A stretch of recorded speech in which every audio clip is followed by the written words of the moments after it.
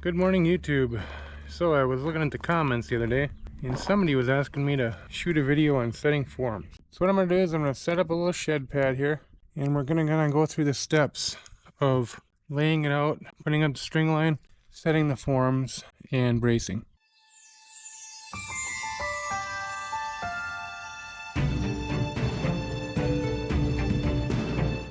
So the first couple things I want to talk about are the orientation and the elevation. Whenever you set up a pad of any sort anywhere, you need to know how it's lined up compared to other structures on the property. And this one here, we're going to be lining the front of the shed up right off the front of this apron right here.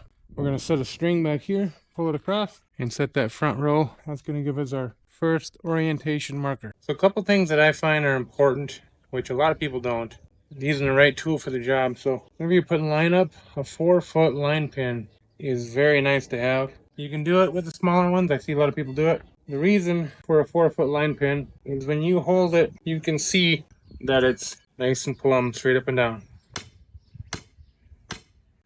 Another thing you may not know if you're new, when you go to buy your line, make sure you get a braided line. Twist is going to be cheaper. The braided is going to hold up far longer. A way better line than the twisted. A couple different ways you can tie it.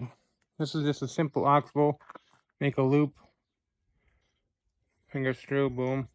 And I've got a video out on our channel that shows a different type if you're having trouble with the string spinning on your pin. Make sure you've got all obstructions out of the way. There's a little tree branch here that could hold me up and could throw the whole thing off. So make sure everything's clear with the whole line. Now when you tie your string line on your pin, the string always goes on the outside of the pin so the form can run right by it. If you were to put on this side of the pin, come from your form and bump into the pin. It's got to be on the outside so it can just go right by. Alright, if you're working by yourself like I am today, make sure you've got your line wrapped tight around your pin. Wrap it around, bring the bottom line up and over the rest of it. Put a little tension on. Make sure you're past the point where your sidewall is. My sidewall is going to be up in here somewhere, so I'm past a couple feet.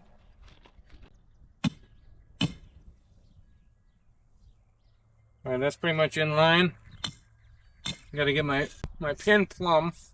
Alright, I'm lined up, I'm plumb. Grab it down. Alright, I'm going to show you how I wrap the string around the pin, and it's a little different than most people do it. I've been told that many times. This is how my brother, Dwayne Molden, showed me how to do it many years ago. It's always worked for me. It's always worked for him. I know you're going to get in the comments and tell me I'm doing it wrong, but I've been doing it like this for 30 years now. Or more than that, actually. But just watch and you try it. If you don't like it, there's plenty of people that can show you how to do it different. Alright, so my mark is down here. I'm going to bring my string around the outside of my pin. I'm going to go twice around it. 1, 2. I'm going to drop below this mark. I'm going to start tightening it and bring it up. It's already slipped over. It's already moving in the right direction. When I get there, boom, it's tight. It's wrapped all the way back to here. All done in one fell swoop. Most guys are going to tell you to wrap it one time, tighten it up, bring it around, lift the string. This works quicker, it's easier, and once you master it, it's flawless. Alright, so the next step is to determine the elevation. We've got the orientation of the front wall. So how do you determine elevation? Alright, well, one key thing to have in your mind is what to do when it rains out. Where's the water flow? Am I in danger of any flooding? Obviously, if this is a patio, we have to put slope on it, and we have to move that slope in a direction that's not going to mess up things in the yard. It's just a flat pad. I'm better off favoring high than low. If I were to dig this thing right into the ground, I may risk getting water inside the shed, so I need to go up. So I'm going to go ahead and shoot a little grade here and set this about a foot above mid-level grade. So not the high point, not the low point, but right in the middle. I'm going to go a foot above that for the shed. Alright, so once you've got a line set to the proper elevation and the proper orientation, one line, you can go ahead and do a parallel line. And that's what we're going to do next here. We're just going to measure off of these and put a line over here. Parallel and to the same height. It's very important that you get the height on everything as you go. If you don't, you start getting wonky, your measurements start getting off because you're measuring up or down. Now, since I'm working all by myself today, I'm gonna try to hook that tape measure right on the outside of the pin right there, and then pull it tight so I can get my 12-foot number in right over here. It's obviously a lot easier if you got somebody with to hold on to things and kind of help you out, but you can do it by yourself. It just takes a little more time.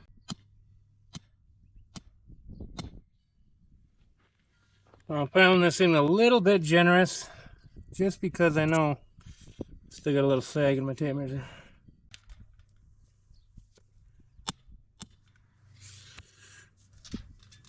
Alright, so you want your 12 right to the outside of your pin. Looks good.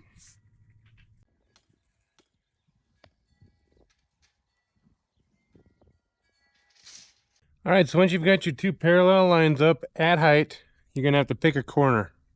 Usually you have to get together with the homeowner. I like to do it right away at the beginning of the job. Ask them what they want it lined up with and where the corner needs to be. For this one, our corner is going to start right here. So now we know that, we're going to be able to fog out and set the form. So when setting the form, there's usually a bow in the form, one way or the other. Now what we like to do is set the bow out. So the two ends of the form will be touching the string, or close to it, and the center will be out. That way you can get the two end pins in, and then you can push the middle in and put that pin in. Alright, so this form's got a pretty good little bow in it here, you know. And what I'm going to want to do is set my first pin far enough back. I'm going to do about a foot off the corner. I'm going to set it far enough back from the string, and I've got room for my board plus at least 1/8 of an inch gap. Now until you kind of figure out this by eye, you probably have to measure it. But I can tell that's about the width of the board right there. That's 1/8. I'm about a foot away from my corner. Alright. I'm gonna have to borrow Magnus's drill. I don't have mine. Alright, we got Magnus's drill and Magnus's screws here. I'm gonna bring this one in. Bring it over to the corner where it's gotta be. And we'll go secure the other end.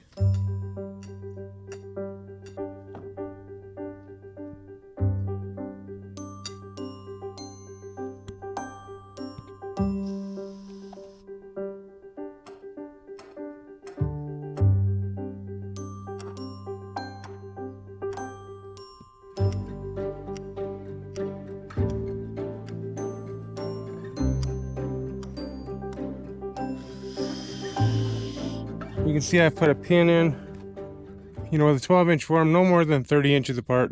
One thing to note here is the gap between the string and the board. Look at the gap.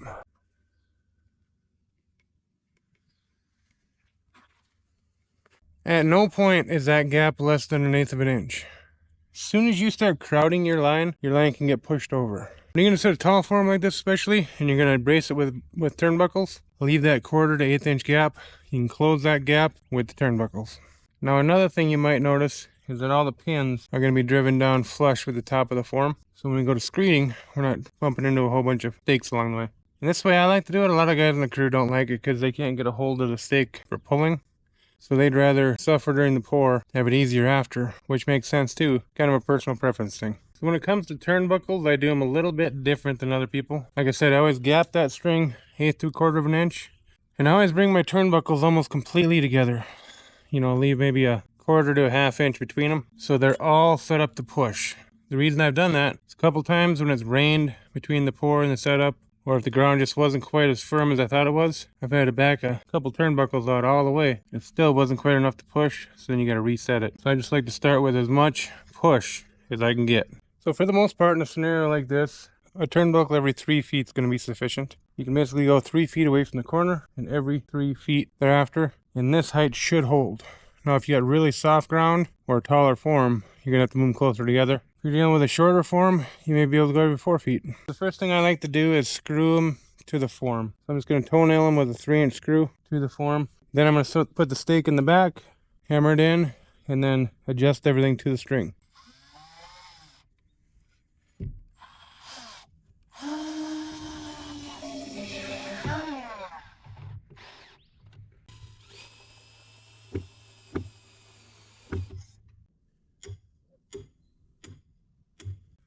Check out the angle I'm putting on this stake. I've got it leaning way away from me. I want it leaning that way so when when the turnbuckle pushes against it, it makes it push right down to the ground instead of sliding up the stake or something. Now that we got the stakes in the turnbuckles, we're going to go ahead and push them a little closer to the line. I don't like to completely to the line. I always like to leave at least a little gap. That way I know I'm not crowding. Alright, so as you can see, we got a good 1/4 of an inch gap there. All we're going to have to do is turn our turnbuckle.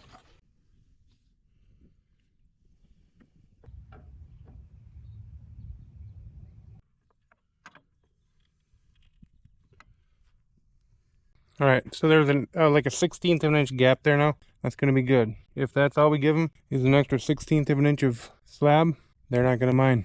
So the turnbuckles work great, but what if they're not in the budget right now?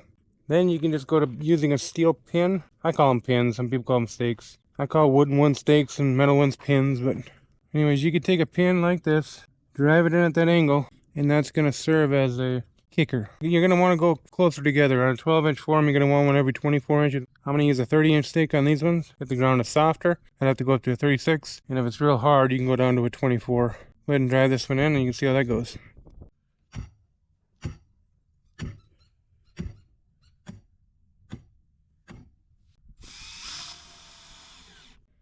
So one of the biggest disadvantages of doing it this way, you can see how the head of the pin sticks up above the form. After putting all the pins down, now you can have heads sticking up again. Now that that form is completely set, we can measure off of it, have a nice hard surface to measure off of, check our far line, make sure that's parallel, and then we can go to squaring up the slab. Alright, it's time to square it up, and we're going to use the Pythagorean theorem.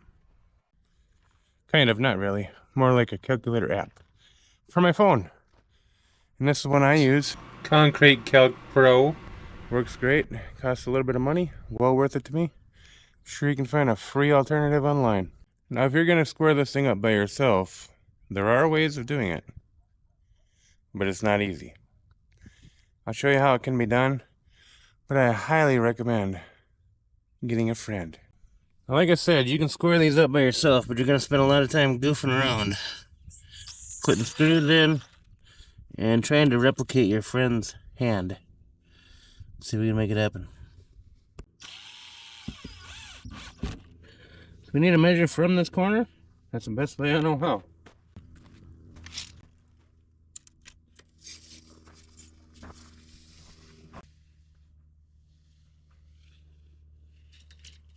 Alright, I punch in my length, 16 feet, 5/8 of an inch.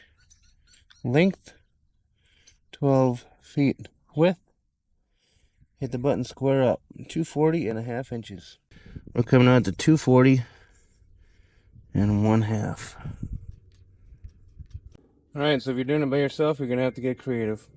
You're going to have to pull off of a wooden stake or something. Metal stake, wooden stake. You have to have something to hold your tape measure.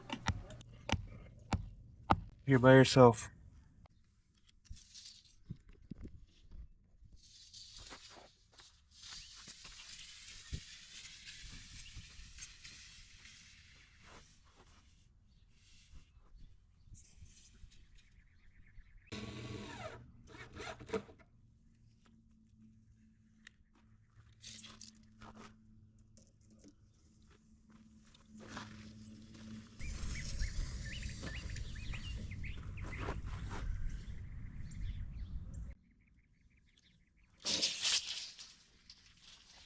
Alright, so that's coming out real close, within a 1/4 of an inch. That's simple. But I highly recommend to get a friend. So much easier. Alright, that should give you pretty much everything you need for setting up the slab. Make sure to put at least 2 screws in each corner.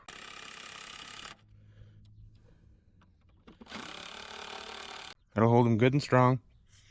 And no matter how fat you are, get out there and work. Being fat is not an excuse. Alright, we'll see you on the next series. Alright, now we know if we got the speckly line, we need a colored pencil.